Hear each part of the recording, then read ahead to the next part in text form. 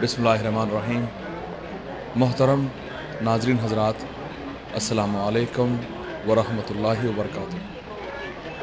آپ کی اصلاح اور دینی معلومات کے اضافے کے لیے مکتب توحید الجالیات الغات سعودی عرب پیش کرتے ہیں فضیلت الشیخ مقصود الحسن الفیضی حفظہ اللہ کا ایک خطاب۔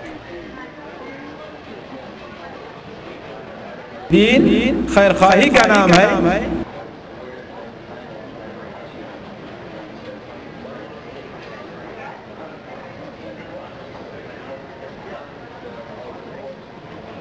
بسم اللہ الرحمن الرحیم۔ لقد كان لكم في رسول الله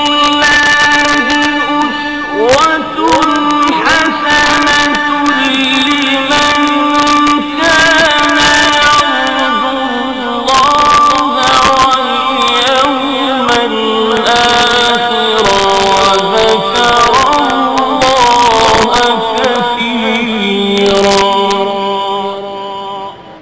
یقیناً تمہارے لیے رسول اللہ میں عمدہ نمونہ موجود ہے، ہر اس شخص کے لیے جو اللہ کی اور قیامت کے دن کی توقع رکھتا ہے اور بکثرت اللہ کی یاد کرتا ہے۔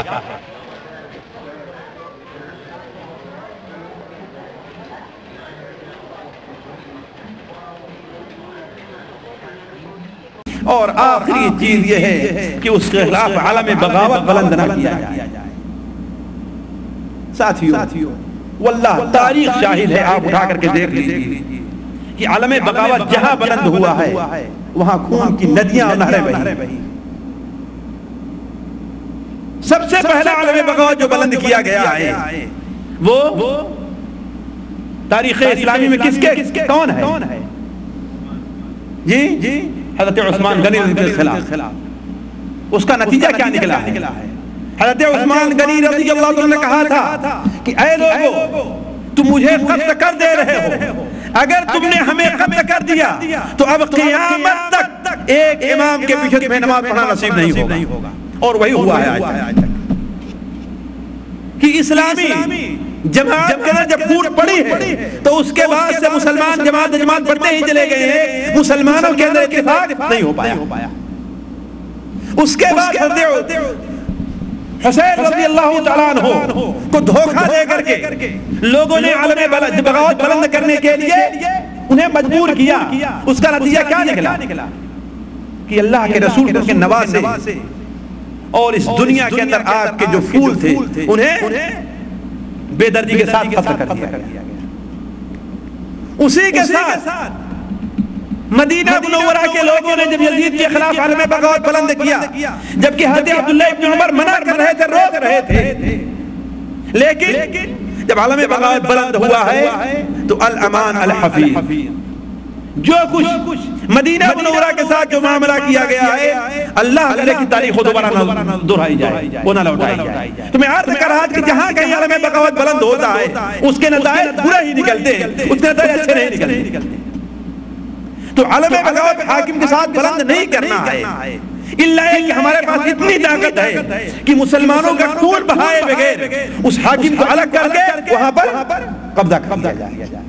اگر یہ طاقت ہمارے پاس نہیں ہے، اگر مسلمانوں کو لڑانا ہے، ان کا خون بہانا ہے، تو شریعت کم سے کم وہ شریعت جو اللہ کے رسول صلی اللہ علیہ وسلم پر نازل ہوئی تھی وہ کسی حاکم کے خلاف عالم بغاوت بلند کرنے کی اجازت نہیں دیتی ہے۔ اور آخری چیز جو حاکم کی خیر خواہی کے اندر داخل ہے وہ یہ ہے ساتھیوں کہ اس کے لیے دعا کی جائے، اس کے لیے دعا کی جائے، جبکہ یہ چیز ہمارے اندر سے بالکل مفقود ہو چکی۔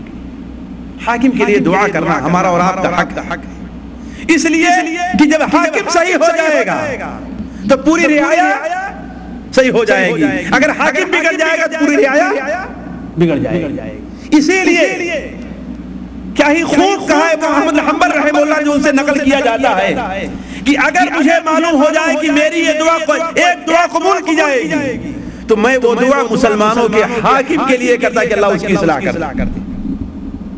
اللہ اس کی اصلاح کر دے. تو مسلمانوں کا جو حاکم ہے ساتھیوں، اس کے لیے انفرادی طور پر ہو یا اجتماعی طور پر ہو دعا کرنا نہیں بھولنا چاہیے.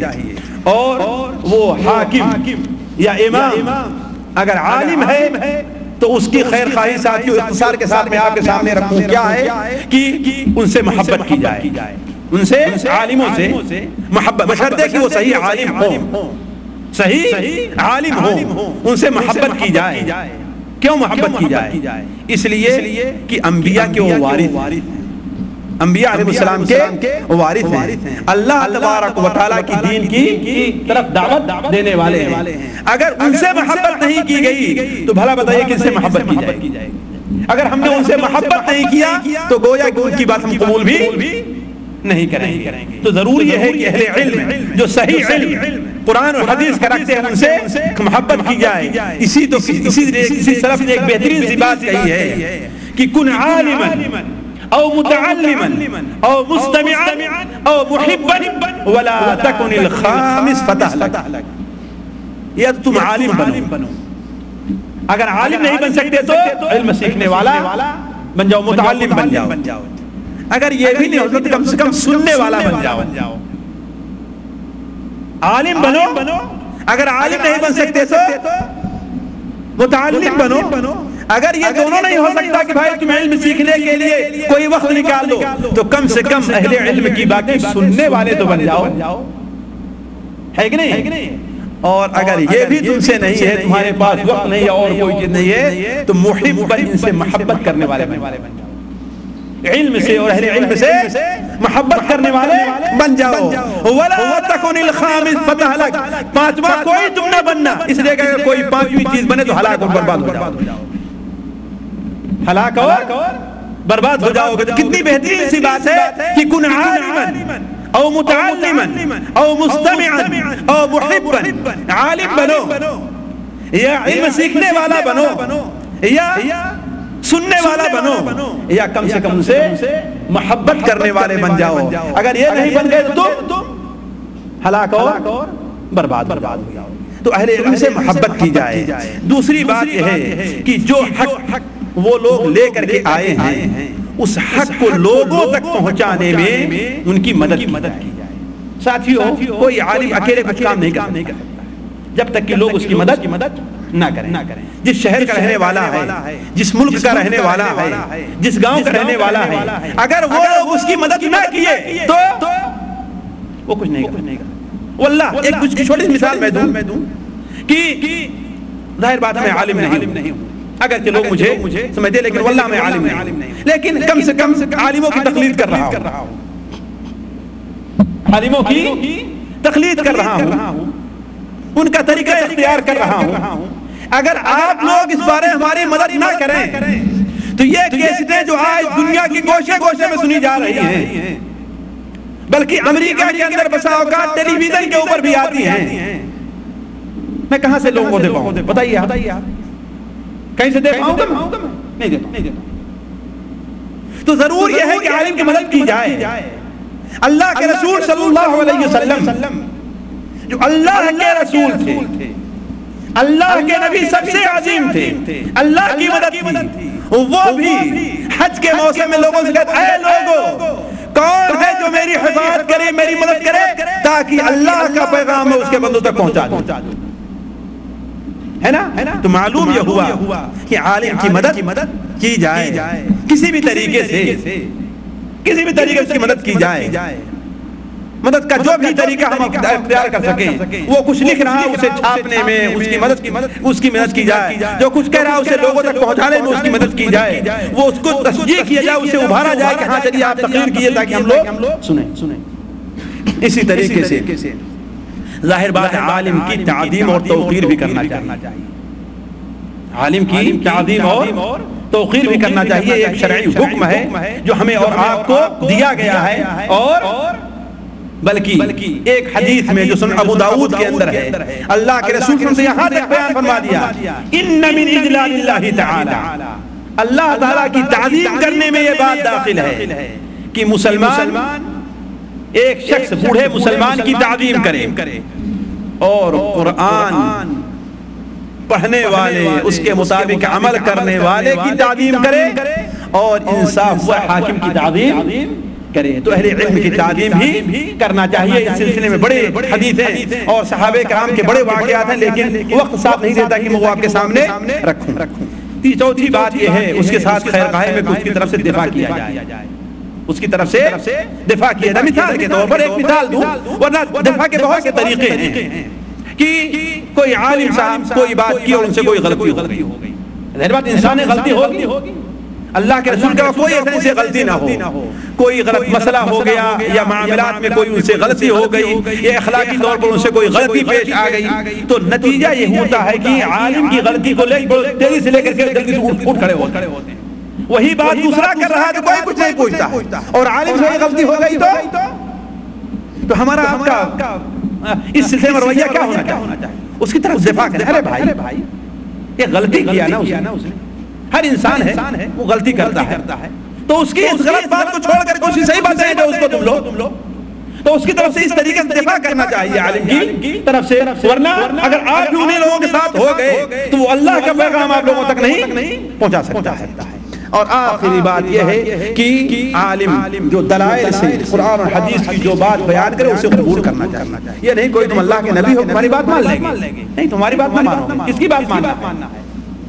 یہ اللہ کی بات بیان کر رہا ہے, اللہ کے رسول کی جو بات بیان کر رہا ہے اسے مانا. اسی لیے اہل علم یہ کہتے ہیں کہ اگر کوئی شخص کسی عالم کا مذاق اس لیے اڑا رہا ہے کہ وہ دین کی بات بتا رہا ہے, وہ دین کی بات پر عمل کر رہا ہے, اگر اس لیے اس کا مذاق اڑاتا ہے تو یہ کفر ہے.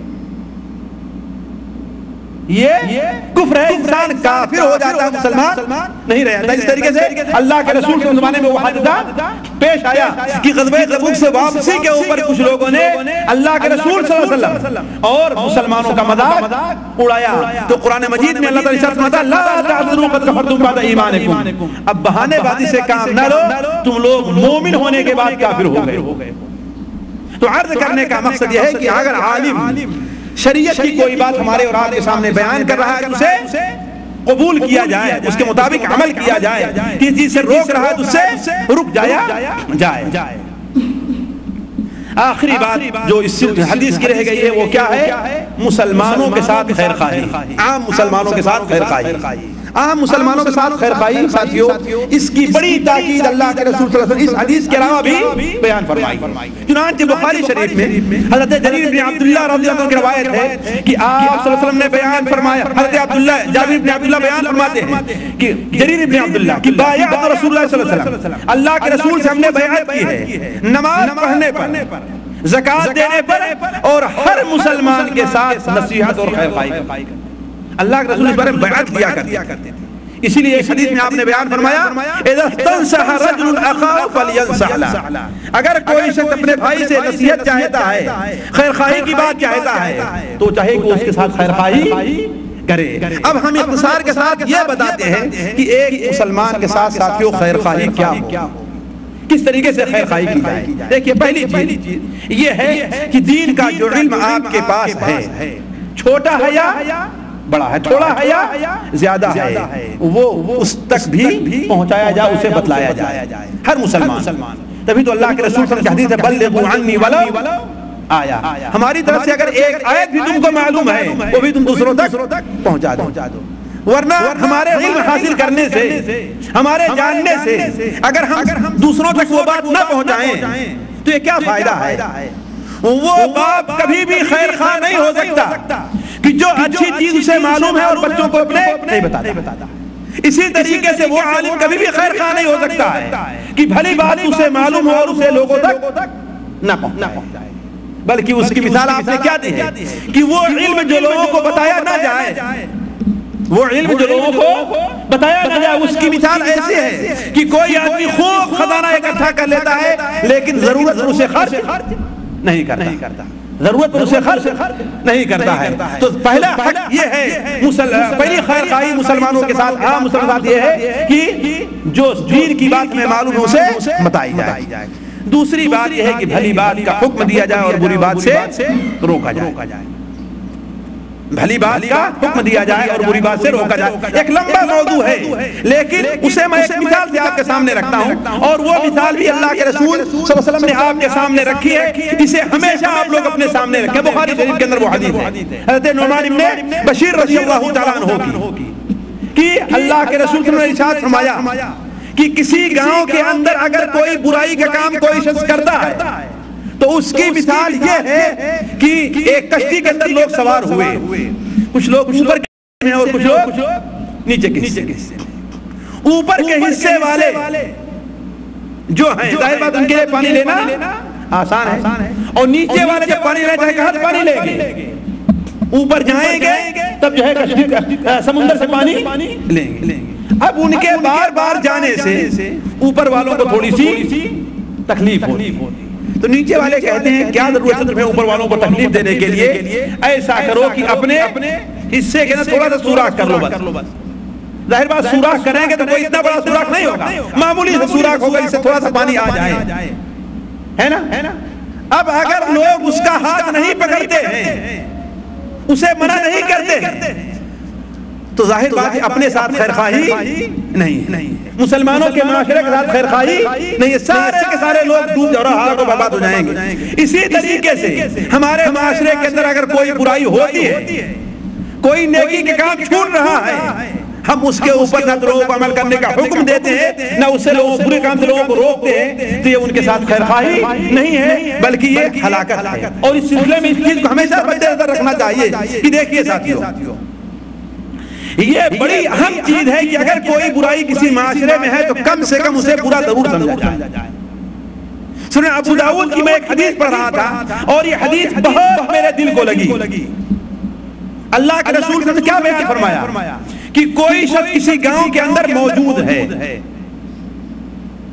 اس گاؤں کے اندر کوئی برائی پیدا ہو گئی اور وہ اسے برا نہیں سمجھتا, وہ خود نہیں کر رہا ہے, خود وہ کام غلط نہیں کر رہا ہے, لیکن اس کو برا نہیں سمجھتا, اس کو برا سمجھ رہا ہے. نعوذ باللہ من ذالک. کوئی برائی کسی گاؤں کے اندر ہو رہی ہے, اس گاؤں میں وہ موجود ہے, اس برائی کو وہ شخص برا سمجھ رہا ہے, تو اس کی مثال ایسی ہے گویا وہ وہاں پر ہے ہی نہیں.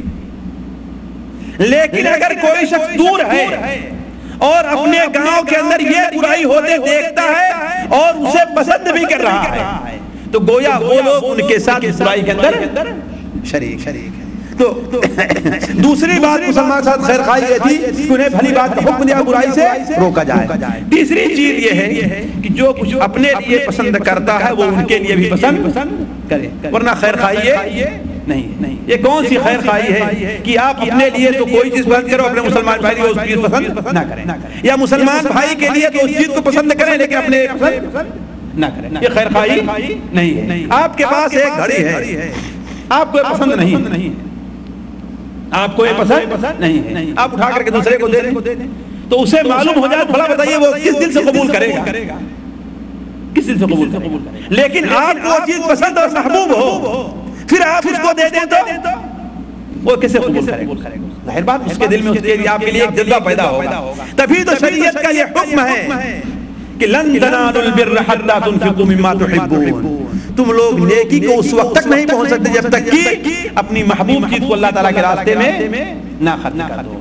اللہ کے رسول نے ارشاد فرمایا لا یؤمن احدکم حتی یحب لاخیہ ما یحب لنفسہ, تم میں کا کوئی شخص مومن ہو ہی نہیں سکتا جب تک کہ اپنے لیے وہی چیز نہ پسند کرے جو مسلمان بھائی کے لیے نہیں پسند کر رہا ہے. اسی طریقے سے مسلمانوں کے ساتھ خیر خواہی کے اندر یہ بھی داخل ہے کہ ان کی طرف سے مصیبت اور پریشانی جو ہو, تکلیف دہ چیز جو ہو, اس کو دور کرنے کے لیے کوشش کریں. اسی لیے تو آپ نے بیان فرمایا اماطۃ الاذى عن الطریق صدقہ, راستے سے تکلیف دہ چیز ہٹا دینا کیا ہے؟ صدقہ کر دینا. یہ بھی کیا صدقہ میں داخل ہے. ایک حدیث میں صحیح ترغیب و ترہیب کے اندر پڑھ رہا تھا کہ حضرت ابو ذر رضی اللہ عنہ کے پاس ایک شخص آتا ہے اور کہتا ہے کہ آپ مجھے کوئی ایسی بات بتا دیجئے کہ اس کے اوپر میں عمل کروں تو جنت میں چلا جاؤں. یہ حدیث بڑی دلچسپ ہے سننے کی ہے کہ میں اگر اس کے اوپر عمل کروں تو میں جنت میں چلا جاؤں. تو انہوں نے کہا کہ یہی بات ہم نے اللہ کے رسول صلی اللہ علیہ وسلم سے بھی پوچھا تھا، تو آپ نے کہا ایسا کرو اللہ اور یوم آخرت کے اوپر ایمان لے آؤ۔ سب سے پہلی چیز کیا؟ اللہ اور یوم آخرت پر ایمان لے آؤ۔ تو پھر حضرت ابو ذر نے کہا اے اللہ کے رسول صلی اللہ علیہ وسلم کیا ایمان کے ساتھ عمل بھی کچھ کرنا ہے کہ صرف ایمان لے آنا ہے؟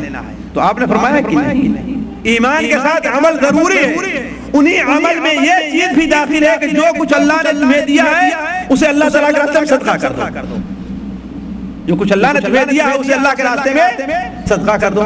تو کہا اے اللہ کے رسول صلی اللہ علیہ وسلم اگر وہ فقیر ہو، اس کے پاس کچھ نہ ہو تو کیا کرے؟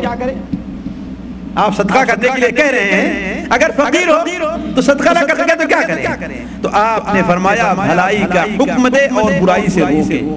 یہ مسلمانوں سے خیر خواہی کی ساری مثالیں دی جا رہی ہیں کہ برائی سے روکے اور بھلائی کا حکم دے۔ کہا کہ ایسا بزدل ہو، کوئی شخص ایسا بزدل ہو کہ نہ بھلائی کا حکم دے سکتا نہ برائی سے روک سکتا، تب کیا کرے؟ پہلی چیز آپ نے کیا کہا؟ اللہ اس کے رسول پر ایمان لے آئے۔ دوسرا یہ ہے کہ جو کچھ اللہ نے مال دیا وہ صدقہ کرے۔ تو کہا اگر فقیر ہو تو کہا بھلائی کا حکم دے اور برائی سے روکے۔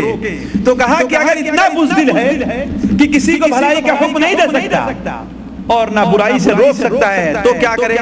تو کہا کم سے کم جو لوگ غریب ہوتے ہیں، ضرورت مند ہوتے ہیں، محتاج ہوتے ہیں، ان کا کوئی کام کر دے۔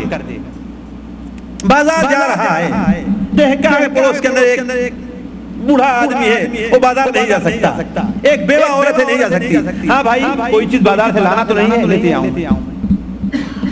ساتھیوں یہ ایسی چیزیں جو آج آہستہ آہستہ رخصت ہو گئی ہمارے اور آپ کے یہاں سے۔ حالانکہ جو لوگ 50 سال سے اوپر ہیں وہ جانتے ہوں گے کہ عمومی طور پر پہلے دیہاتوں کے اندر بھی اور محلوں کے اندر بھی اگر کوئی اسی بازار کے دن آتا تھا، ایک سے جانا چاہتا تھا نا تو پورے پڑوس والوں سے پوچھتا تھا کہ ہاں بھائی کوئی بازار سے مانگنے تو نہیں ہے، لانا تو نہیں ہے، اگر ہے تو بتا دو میں لیتے آؤں۔ اس سے لوگوں کے دل میں ایک دوسرے سے محبت بڑھتی ہے، لیکن آج وہ چیز ختم ہو گئی۔ تو کہا کہ کسی ضرورت مند کی ضرورت کو پوری کر دے، اس کے لیے کوئی کام کر دے۔ تو کہا اے اللہ کے رسول اتنا کمزور ہو کہ کسی کے لیے کوئی کام کر ہی نہیں سکتا۔ تو کہا نعوذ باللہ من ذالک، تو چاہتا ہے کہ تیرے ساتھی میں کوئی خیر ہو ہی نہ وہ صدقہ خیرات کر سکتا ہے، نہ بھلائی کا حکم دے سکتا ہے، نہ برائی سے روک سکتا ہے کہ نہیں، نہ کسی ضرورت مند کی مدد کر سکتا ہے، تو کم سے کم اسے ایسا تو کرنا چاہیے کہ کسی کو تکلیف نہ دے، اپنے آپ کو اس طریقے سے روکے رکھے کہ اس سے کسی مسلمان کو کوئی تکلیف نہ پہنچ سکے۔ اور جو شخص بھی ان باتوں میں سے کوئی ایک بات بھی کر لے گا تو وہ شخص جنت میں جائے گا۔ ان باتوں میں سے کوئی ایک بات کر لے گا تو وہ جنت میں جائے گا۔ تو عرض کرنے کے بعد مسلمانوں کے ساتھ خیر خواہی یہ ہے کہ تکلیف دہ چیز کو اس کے سے دور رکھا جائے۔ اور پانچویں بات یہ ہے کہ اس بارے میں دھوکہ مسلمان کو دھوکہ دینے سے پرہیز کیا جائے، کسی مسلمان کو دھوکہ نہ دیا جائے، اس لیے کہ ظاہر بات اپنے لیے پسند نہیں کرے گا کہ ہمیں کوئی آدمی دھوکہ دے۔ تو خیر خواہی کسی کے ساتھ یہی ہے کہ اسے دھوکہ نہ دیا جائے۔ اللہ کے رسول کا فرمان ہے متعدد صحابہ کرام سے کہ من غشنا فلیس منا، جو ہمیں دھوکہ دیتا ہے وہ ہمارے سے نہیں۔ اب آخر میں ایک بات آپ کے سامنے صرف 2 یا 3 منٹ میرا کر کے میں رخصت ہوں گا، وہ یہ ہے کہ ذرا دیکھیں کہ یہ حدیث جو ہم نے سن لی ہے، یہ حدیث ہم نے سن لی ہے اور تقریباً 2.5 گھنٹہ پورے 3 گھنٹہ ہم نے اس حدیث کو سنا ہے، پچھلے درس اور آج کے درس کو ملا کر۔ لیکن سوچیں کہ آخر ہم اس کے مطابق ہمیں کیا کرنا ہے۔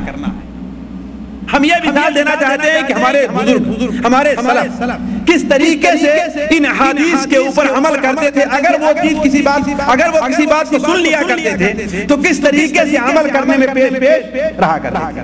مثال کے طور پر حضرت جریر ابن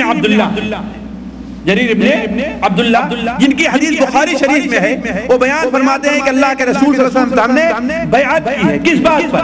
نماز قائم کرنے پر، زکات دینے پر، اور ہر مسلمان کے ساتھ خیر خواہی کرنے پر۔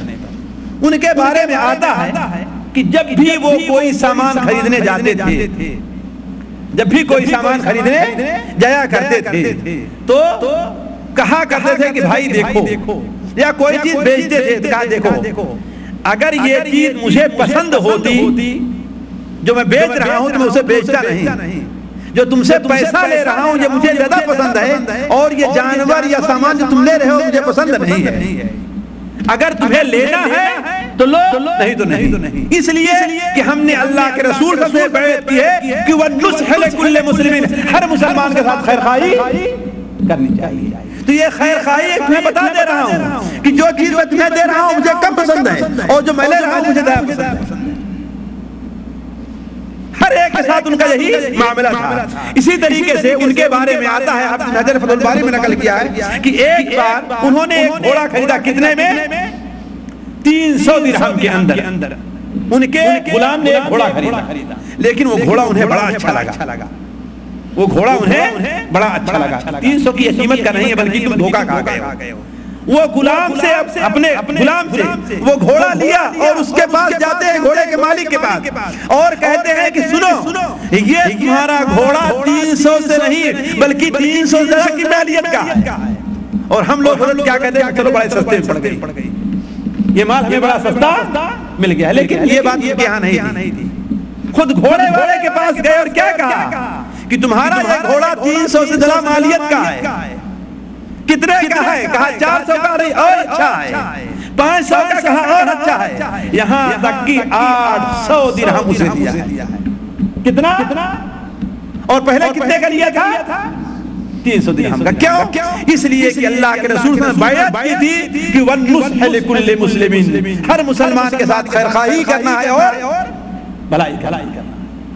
ایک اور تابعی ہیں جن کو واصلہ ابن اسقا کہا جاتا ہے، واصلہ ابن اسقا کہا جاتا ہے۔ ایک شخص ابو سبا نامی ہے، مصدرک حاکم و سنن کبریٰ بحقی کے اندر روایت ہے۔ ابو سبا بیان کرتے ہیں کہ میں ان کے محلے میں گیا، ان کے گھر میں بھی نہیں، ان کے محلے میں گیا، اور ان کے محلے سے ہم نے ایک اونٹ خریدا۔ اونٹ لے کر کے چلا تو کیا میں دیکھتا ہوں کہ اپنی چادر گھسیٹتے ہوئے میرے پیچھے پیچھے بھگے جا رہے ہیں، میرے پیچھے پیچھے بھگے آ رہے ہیں۔ وہ کیوں بھائی؟ کہا اس لیے انہوں نے ہم سے پوچھا کہ تم نے یہ اونٹ خرید لیا؟ کہا ہاں ہم نے خرید لیا ہے۔ کہا بالکل خرید لیا ہے؟ ہاں خرید لیا ہے۔ کہا اس اونٹ کے اندر جو عیب تھا وہ تمہیں بتایا گیا کہ نہیں بتایا گیا؟ دیکھیں ایک مسلمان کا معاملہ ہے، کوئی رشتہ نہیں ہے اس سے، کوئی تعلق نہیں ہے، جس کا اونٹ ہے اس سے کوئی دشمنی نہیں ہے، لیکن چونکہ مسلمان کے ساتھ خیر خواہی کا معاملہ ہے۔ کہا اس اونٹ کے اندر جو عیب ہے وہ تمہیں بتایا گیا ہے؟ کہا اس میں کیا عیب ہے؟ میں دیکھ رہا ہوں ماشاءاللہ موٹا ہے اور تندرست ہے، اور جس مقصد کے لیے میں لے رہا ہوں وہ اس کے لیے کافی ہے، مجھے تو کوئی عیب نظر نہیں آ رہا ہے۔ کہا اچھا یہ بتاؤ اس اونٹ کو تم سفر پر لے جا رہے ہو، یعنی اس پر سواری کرنا ہے یا کسی کا گوشت کھانا ہے؟ دروازہ تم کہو بڑا موٹا ہے، بڑا تندرست ہے، بڑا صحت مند ہے، تو کہیں تمہیں گوشت نہیں کھانا ہے اس کا، یا کہ تمہیں اس پر سفر کرنا ہے؟ تو کہا میں اس اونٹ کے اوپر حج کرنے کا ارادہ رکھتا ہوں، یعنی میں اسے لے کر کہاں جاؤں گا؟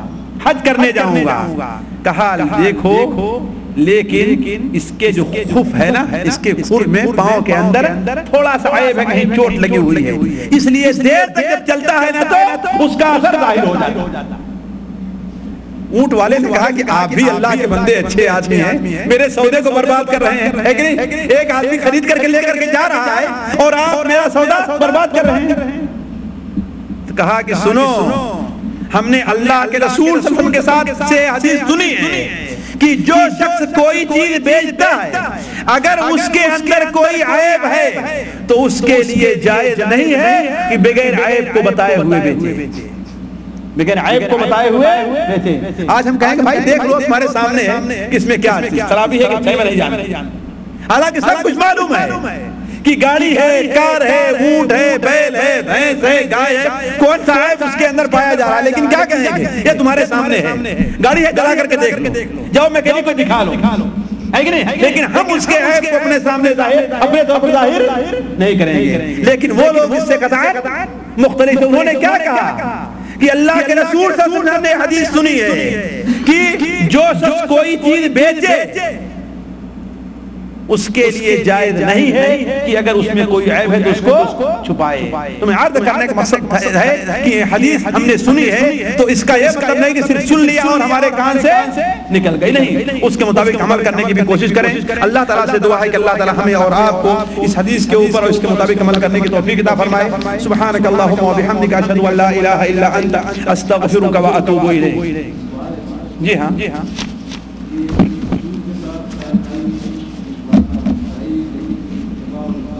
کس کے؟ ہاں جی ہاں، اطاعت اور اتباع کے اندر فرق ہے. اطاعت جو ہوتی ہے عمومی طور پر کوئی حکم آپ دے رہے ہیں اس کو مان لینا ہے، یعنی اللہ کے رسول جو حکم دیا ہے، جو حکم دیا ہے اسے مان لیا جائے. اور اتباع یہ ہے کہ جیسا آپ نے کیا ہے ویسے ویسے کیا جائے. سمجھ رہے نا؟ کر کے دکھایا ہے ویسے کیا جائے، پیروی اسے مان لیا جائے. اسی لیے اطاعت کا ترجمہ ہماری اور زبانوں میں فرما برداری ہوتا ہے. اطاعت کا ترجمہ کیا ہے؟ فرما برداری کرنا، یعنی فرمان نافذ کیا اس کو پورا کر دینا. اور اتباع کے معنی ہوتا ہے پیروی، جو ہوتا ہے پیروی ہے کہ نہیں، یعنی جیسے وہ چل رہے ہیں ویسے چلا جائے. جی ہاں، تو اتباع کا معنی ہے پیروی کے اور اطاعت کا معنی ہے فرما برداری. جی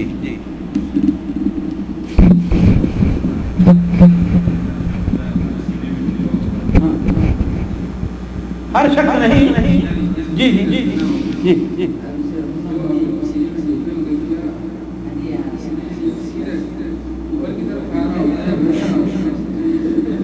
پسینہ جیسا بھی ہو، ظاہر بات اس میدان کی وہ کیفیت مکمل طور بیان کرنا مشکل ہے.